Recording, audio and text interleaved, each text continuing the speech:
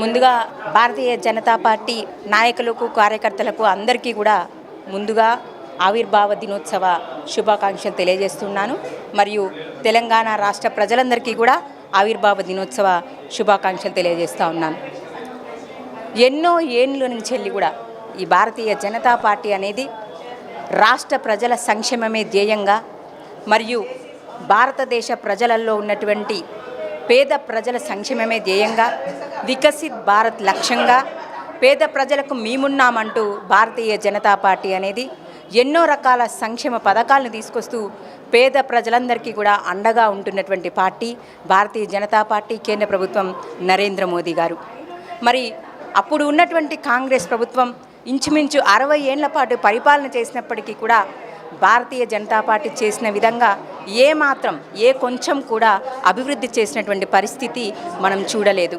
అదే భారతీయ జనతా పార్టీ ఎప్పుడైతే కేంద్ర ప్రభుత్వం వచ్చిందో ఆనాటి నుండే మరి భారతదేశ ప్రజల కోసం అనునిత్యం పాటుపడుతూ అన్ని రంగాలలో అన్ని వర్గాల ప్రజల కోసం పాటుపడుతూ ఈనాడు నేషనల్ హైవేస్ అని, రైల్వేస్ అని, మరి ఎన్నో కాలేజెస్, మరి పోతే ఐఐటీస్ అని, యూనివర్సిటీ, సెంట్రల్ యూనివర్సిటీ కానివ్వండి, ఈ విధంగా చెప్పుకుంటూ పోతే ప్రతి ఒక్క వర్గం వారిని కూడా అనునిత్యం మరి కడుపులో పెట్టుకొని దాచుకుంటూ వారందరి కోసం కూడా ఎన్నో రకాల పథకాలు తీసుకొచ్చినటువంటి పార్టీ భారతీయ జనతా పార్టీ. ఈనాడు తెలంగాణ రాష్ట్రం బాగుపడ్డది అని అంటే దానికి కారణం ఇప్పుడున్నటువంటి ప్రభుత్వాలు కాదు, కేంద్ర ప్రభుత్వం నుండి వచ్చినటువంటి అన్ని రకాల స్కీమ్స్ని మరి కింది స్థాయి వరకు కూడా భారతీయ జనతా పార్టీ తీసుకువెళ్ళి ఈ మాత్రం ప్రజలు బాగుపడ్డారు, ఈ మాత్రం తెలంగాణ అభివృద్ధి చెందింది అని అంటే దానికి కారణం కేంద్ర ప్రభుత్వం.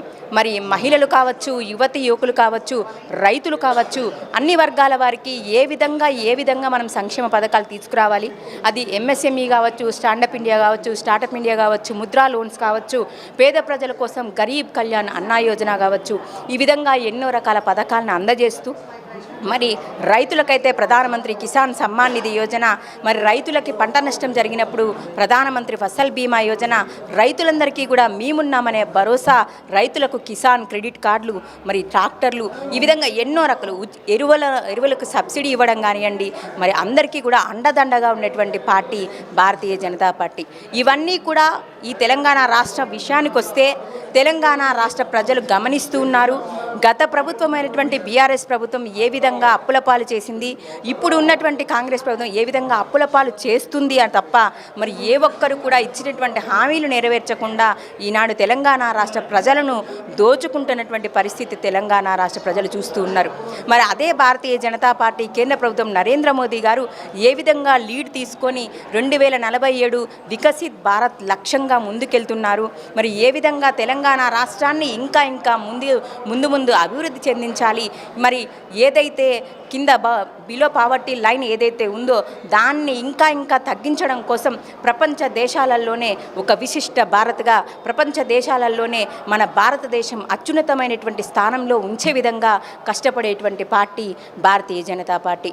ఆ భారతీయ జనతా పార్టీ నుండి ఉన్నటువంటి మన ప్రధానమంత్రి నరేంద్ర మోదీ గారు అనునిత్యం కూడా ప్రజలందరికీ అండదండగా మరి పాటుపడుతూ ఈనాడు ఎన్నో రకాల సంక్షేమ ఫలాలు అందచేస్తూ ఉన్నటువంటి party Bharatiya Janata party.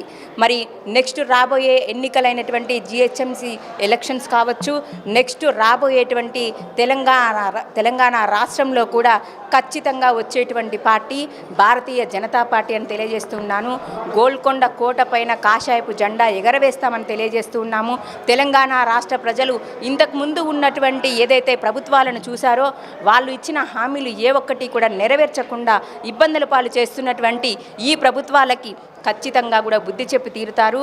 Next రాబోయేది భారతీయ జనతా పార్టీ కాషాయపు జెండా అని తెలియజేస్తూ ఉన్నాను. నేను కూడా ఒక భారతీయ జనతా పార్టీ కార్యకర్తగా ఈనాడు మీ సమస్య మా పరిష్కారం అనే ఒక కార్యక్రమాన్ని తీసుకొని నా యొక్క మేడ్చల్ నియోజకవర్గంలో ఉన్నటువంటి ప్రజలందరికీ మరియు తెలంగాణ రాష్ట్ర వ్యాప్తంగా ఈ మీ సమస్య మా పరిష్కారాన్ని తీసుకువెళుతూ ప్రతి ఒక్క సమస్య పైన కూడా కొట్లాడుతూ ఉన్నాను.